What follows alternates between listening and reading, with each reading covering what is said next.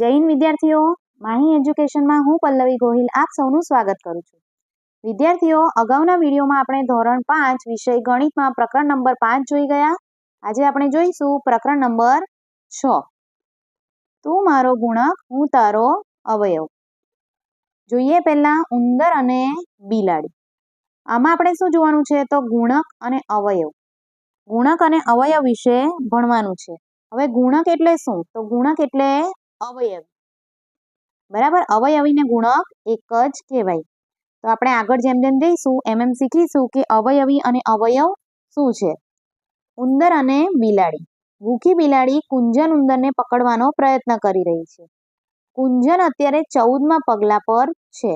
આ જે ભૂખી બિલાડી છે, આ બિલાડીને બહુ ભૂખ લાગી છે અને કુંજન નામના ઉંદરને પકડવાનો પ્રયત્ન કરી રહી છે. અને કુંજન અત્યારે કયા પગલા પર છે? તો જોઈએ આપણે, તો એ 14મા પગલા પર છે. જુઓ, આ કુંજન ઉંદર છે અને કયા પગલા પર છે? 14મા પગલા પર છે. અને તે એક વારમાં 2 પગલા કૂદી શકે છે. કુંજન ઉંદર એક વારમાં 2 પગલા કૂદી શકે. બિલાડી 3જા પગલા પર છે. બિલાડી 3જા પગલા પર છે. તે એક વારમાં 3 પગલા કૂદી શકે. જો ઉંદર 28 પર પહોંચી જાય તો તે દરમાં છુપાઈ શકે. હવે શોધી કાઢો કે ઉંદર સલામત બચી શકશે. તો આપણે જોવાનું છે બિલાડી શું કરશે. તો બિલાડી એક વારમાં 3 પગલા કૂદી શકશે. એટલે અહીંયા પહેલું સ્ટેપ, બરાબર, પહેલા કૂદકે ક્યાં છે? 3જા પગલા પર. હવે બીજું જેવો કૂદકો મારશે 1, 2 અને 3 છઠ્ઠા પર, બરાબર, 1, 2 અને 3 9મા પર. એટલે તમે 3નો ઘડિયો બોલી શકો. જુઓ, ઉંદર જે ખાના પર કૂદે તો 14 થી લઈને આપણે બેકી સંખ્યા, બરાબર, 14 એમાં 2 ઉમેરીએ એટલે 16 પર આવશે ઉંદર. પછી 18 પર આવશે, 20 પર આવશે, 22, 24, 26, 28. હવે બિલાડી કયા ખાના પર કૂદે છે? તો 3. પછી 3 ઉમેરશું એટલે છઠ્ઠા પગથિયે 9મા, 12, 15, 18, 21, 24 અને 27. જુઓ, બિલાડી અને ઉંદર બંને જે ખાના પર કૂદે છે તે ખાના તો કયા કયા છે? 18 અને 24, બરાબર. 18 અને 24 એ બંને ખાના પર બિલાડી અને ઉંદર બંને કૂદે છે.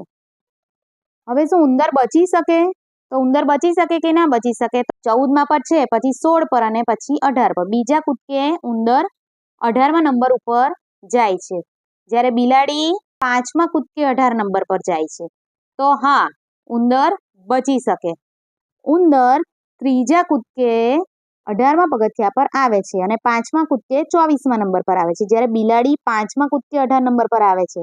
માટે ઉંદર બચી શકે છે, બરાબર. બિલાડી ઉંદરને પકડી શકતી નથી. તો અહીંયા શું આવશે? હા, ઉંદર બચી શકે છે. શોધી કાઢો. જો બિલાડી 5મા પગલાથી શરૂ કરે અને એક જ વારમાં 5 પગલા કૂદી શકે અને ઉંદર 8મા પગલાથી શરૂ કરે અને એક જ વારમાં 4 પગલા કૂદી શકે, તો શું ઉંદર બચી શકે? તો શું છે, બિલાડી ક્યાંથી ચાલુ કરે છે? 5મા પગલાથી. અને એક જ વારમાં કેટલા કૂદે છે? 5. અને ઉંદર 8મા પગલાથી શરૂ કરે છે અને એક વારમાં 4 કૂદે છે. જુઓ, બિલાડી પહેલા 5મા પગથિયા પર, બીજા, પછી 10, 15, 20 અને 25 આમ પગથિયા પર કૂદશે. જ્યારે ઉંદર શું કરશે? તો 8મા પગલાથી શરૂ કરે અને એક વારમાં 4 પગથિયા કૂદે તો ક્યાં પહોંચે? તો 8, પછી 12, 16, 20, 24 અને 28 આટલા પગથિયા એ કૂદે. હવે શું છે? તો જો આવું કરે તો ઉંદર બચી શકે? તો જુઓ, બંને સરખા પગથિયા પર ક્યારે આવે છે? તો 20 નંબર ઉપર બંને સરખા પગથિયે આવે છે, સરખા પગલા પર. તો ક્યારે કયા કૂદકે આવે છે બિલાડી? તો 1, 2, 3. 3જા કૂદકે બિલાડી 20મા પગલા પર આવે છે અને ઉંદર 1, 2 અને 3. ઉંદર પણ 3જા કૂદકે જ 20મા પગલા પર આવે છે. જો આવું થાય તો ઉંદર બચી શકે નહીં. મોન્ટો કોની રાહ જોઈ રહી છે? મોન્ટો બિલાડી કોઈની રાહ જોઈ રહી છે. તમને ખબર છે તે કોના માટે રાહ જોઈ રહી છે? તે જાણવા માટેની એક યુક્તિ છે. અહીંયા એક યુક્તિ આપી છે, આપણે જોઈએ તે. તો જુઓ, અહીંયા 1 થી લઈને 60 સુધીની સંખ્યાઓ આપી છે અને કોઈક સંખ્યાઓ પર આ રીતે ઇંગ્લિશના લેટર આપ્યા છે, બરાબર? તો શું કરવાનું છે આપણે? હવે જોઈએ. જુઓ, જે સંખ્યાઓને 2 વડે ભાગી શકાય તેના પર લાલ ટપકાથી નિશાની કરો. 3 વડે ભાગી શકાય તેવી સંખ્યાઓ પર પીળા ટપકાથી નિશાની કરો અને 4 વડે ભાગી શકાય તેવી સંખ્યાઓ પર વાદળી ટપકાથી નિશાની કરો. એવા કયા ખાના પર છે જેના પર 3 રંગના ટપકા છે?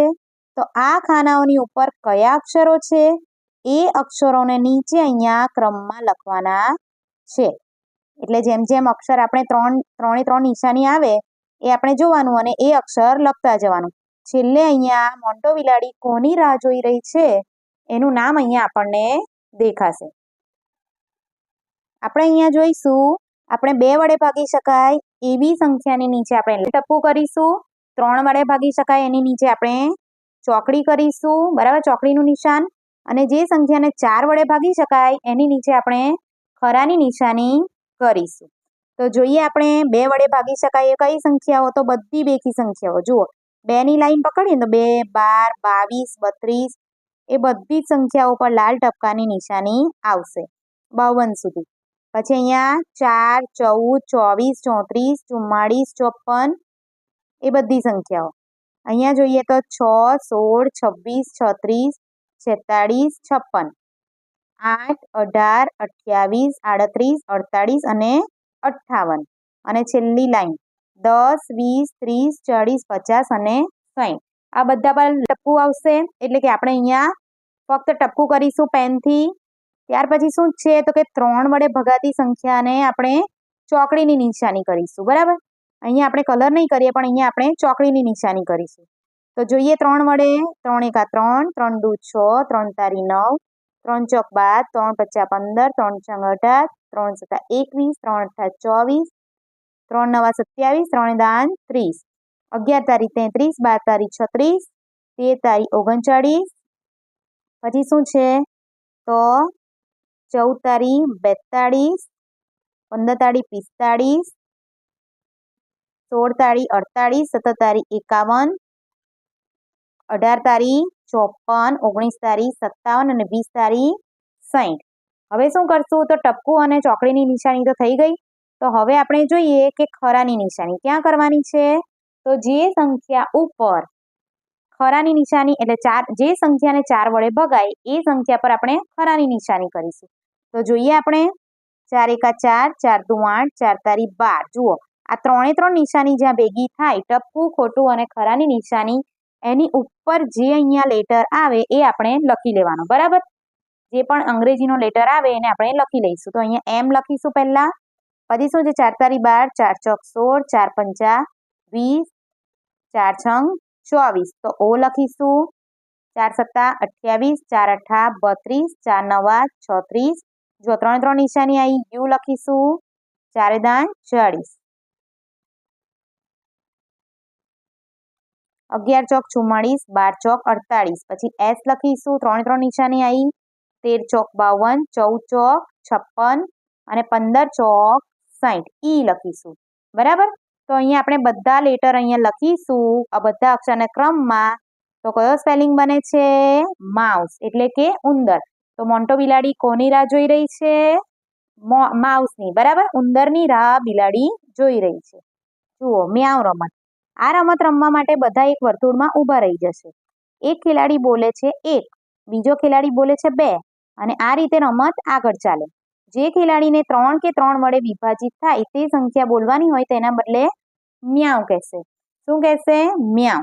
એટલે ક્રમ વાઇઝ બધા જેમ જેમ ક્રમમાં આવશે એમ એમ બધા નંબર બોલતા જશે એક પછી એક, બરાબર? 1, 2 અને 3 આવે તો શું બોલવાનું? 3 જેના નંબર પર આવે એ મ્યાઉ બોલશે. પછી 4 વાળો 4 બોલશે અને 5 વાળો 5 બોલશે. પણ 6 આવશે જે 3 વડે વિભાજિત છે, બરાબર? 3ના ઘડિયામાં આવતી બધી સંખ્યા 3 વડે વિભાજિત થાય તો શું કરશે? 6 આવે એ મ્યાઉ બોલશે. હવે જેની પર 3 વડે વિભાજિત સંખ્યા આવે અને એ મ્યાઉ બોલવાનું ભૂલી જાય તો એ રમતની બહાર જશે. છેલ્લે જે ખેલાડી વધશે તે જીતી જશે. કઈ કઈ સંખ્યાઓ મ્યાઉથી બદલી શકાશે? તો જુઓ, 3 એકા 3, 3 દુ 6, 3 તારી 9, 3 ચોક 12 3 50 15 3 6 18 3 7 21 3 8 24 3 9 27 3 દાન 30 બરાબર. પછી શું કરવાનું? 10 તારી 30 થયું તો 11 તારી 33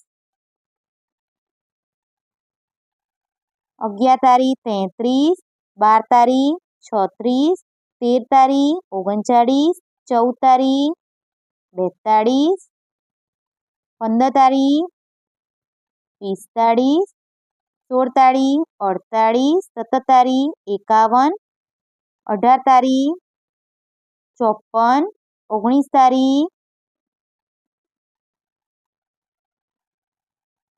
57 અને 20 તારી 60. આ તો થઈ 20 સુધીની બરાબર. જેમ જેમ સંખ્યા આગળ વધતી જાય એમ આ રીતે તમે આગળને આગળ નંબર આવતા જાય બરાબર. દર ત્રીજો નંબર. અને સંખ્યાઓ કેટલી છે? અસંખ્ય છે. સંખ્યાઓ કેટલી છે? અસંખ્ય છે. એટલે જેટલી સંખ્યાઓ ક્રમ પ્રમાણે આવતી જાય એના ગુણ્યા 3 કરો એટલે તમને આ રીતે આગળને આગળ નંબર મળતા જાય. તો આને શું કહેવાય? તો અવયવી ગુણક. 3ના અવયવી. 3ના અવયવી કયા છે? તો 3ના ઘડિયામાં જેટલી સંખ્યાઓ આવે, જેટલી સંખ્યાઓ 3 વડે વિભાજિત થાય એ બધી 3ની ગુણક એટલે કે અવયવી કહેવાય. જુઓ, 3ના અવયવી 3 6 9 12 15 18 21 24. પછી તમે આગળ આટલા બધા અવયવી ના લખો પણ આ રીતે ડોટ ડોટ ડોટ કરીને અનંત બરાબર. કારણ કે અવયવી અનંત હોય છે. સંખ્યાઓ છેલ્લી સંખ્યા તમને ક્યારેય મળે નહીં. તો બધા અવયવી ક્યારે પણ મળે નહીં. જ્યારે પણ અવયવી પૂછવામાં આવે તો તમને કઈ રીતે પૂછશે? તો તમને એવી રીતે પૂછશે કે આ સંખ્યા, જેમ કે અહીંયા 3 છે તો 3ના પ્રથમ 5 અવયવી લખો. એટલે કે 3ના પ્રથમ 5 તો 3 6 9 12 અને 15 અથવા પ્રથમ 7 પ્રથમ 3 આ રીતે પૂછવામાં આવે છે. બધા અવયવી ક્યારે પણ પૂછાય નહીં. કારણ કે સંખ્યાઓ કેવી હોય? અનંત હોય છે. જુઓ, આ સંખ્યાઓને 3ના ગુણક કહેવાય. સંખ્યા 3ને બદલે 4 લઈને રમત રમો તો શું કરવાનું? 4ના ઘડિયામાં જેટલી સંખ્યાઓ આવે એ. તમે કઈ સંખ્યાઓને મ્યાઉથી બદલી? આ સંખ્યાઓ 4ના ગુણક છે. 5ના કોઈ પણ 10 ગુણક લખો. જુઓ, 4નું આપણે પહેલા જોઈએ તો 4 એકા 4 4 દુ 8 4 તારી 12. આ શું આપણે લખીએ છીએ? આપણે શું લખીએ છીએ? તો 4ના ગુણક અવયવી એટલે 4 વડે વિભાજિત સંખ્યા. સીધી રીતે કહીએ તો આપણે શું કહેવાય? તો 4નો ઘડિયો. એવી રીતે યાદ રાખવાનું. અવયવી એટલે શું? કે ઘડિયો. આ રીતે તમારે યાદ રાખવાનું. 4 એકા 4 4 દુ 8 4 તારી 12 4 ચોક 16 4 પંચા 20 4 છંગ 24 4 સત્તા 28 4 અઠ્ઠા 32 4 નવા 36 અને 4 દાન 40 બરાબર. તો આ શું થયું? તો કે 4ના ગુણક થયા. બધા 4ના અવયવી થયા. તો આ બધી સંખ્યાઓને તમે મ્યાઉથી બદલી શકો છો.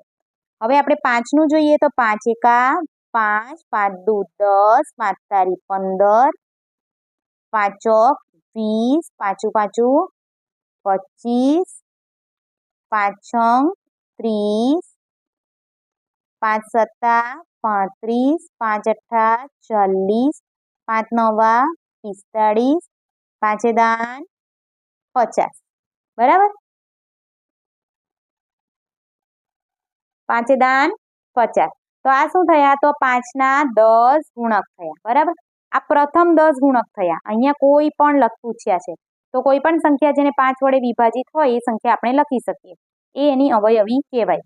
અહીંયા આપણે પ્રથમ 10 ગુણક અહીંયા લખ્યા છે. પાસાની રમત. 2 પાસાને એક સાથે ફેંકો. પાસા પર કયા કયા અંકો જોવા મળે છે? તે અંકોનો ઉપયોગ કરી 2 અંકની એક સંખ્યા બનાવો. જો તે સંખ્યા વર્તુળની બાજુમાં દર્શાવેલી સંખ્યાનો ગુણક હોય તો તેને વર્તુળમાં લખી શકો. હવે તમારા મિત્રનો વારો છે.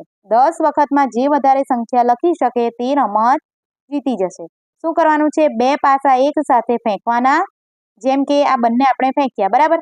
તો એક આવ્યું 3 પર અને બીજો આવ્યો 4 પર. તો શું લખાશે? આ બંનેનો ઉપયોગ કરીને કઈ સંખ્યા બની? 34, બરાબર? 34 બને અથવા તો 43 બને. જો તે સંખ્યા વર્તુળની બાજુમાં દર્શાવેલી સંખ્યા, જો એનો ગુણક હોય તો તમે વર્તુળમાં લખી શકો. હવે તમારા મિત્રનો વારો છે. 10 વખતમાં જે વધારે સંખ્યા લખી શકે તે રમત જીતી શકે. જેમ કે જુઓ, મારા પાસા પરના અંકો 3 અને 2. 3 અને 2 છે તો શું થાય? કાં તો 3 અને 2 થી 32 બને અથવા તો 23 બને. પણ શું કરશે? 23 બનાવું તો તે તો કોઈ સંખ્યાનો ગુણક નથી, બરાબર? 23 શું થાય? અવિભાજ્ય સંખ્યા થઈ જાય. આથી એ 32 બનાવશે. એ આપણી આવડત પ્રમાણે બનાવવાનું છે. અને 32 એટલે કયા ઘડિયામાં 32 આવે? તો 8 ચોક 32, બરાબર? તો એ સંખ્યા અહીંયા લખી દેશે. એ આનો ગુણક કહેવાય, બરાબર? એ આનો ગુણક કહેવાય. તો એ સંખ્યા 4ના ખાનામાં લખી દેશે. આ રીતે 10 વખતમાં જે વધારે સંખ્યા લખી શકે આ રીતે વર્તુળમાં, તે મિત્ર જીતી જશે. તો વિદ્યાર્થીઓ, આ સાથે જ આપણો આજનો વિડીયો પૂર્ણ થાય છે. આજનો વિડીયો તમને કેવો લાગ્યો એ કમેન્ટ કરીને જરૂરથી જણાવશો. અને સાથે જ મારી ચેનલને લાઇક, શેર અને સબસ્ક્રાઇબ કરી લેશો, જેથી તમને આવા વિડીયો મળતા રહેશે. વિદ્યાર્થીઓ, નીચે ડિસ્ક્રિપ્શન બોક્સમાં તમને મારા દરેક પ્લેલિસ્ટની લિંક મળી જશે, જેમાં જઈને તમે તમારા મનપસંદ વિડીયો જોઈ શકશો. તો હવે મળીશું નેક્સ્ટ વિડીયોમાં નેક્સ્ટ ટોપિક સાથે. જય હિન્દ.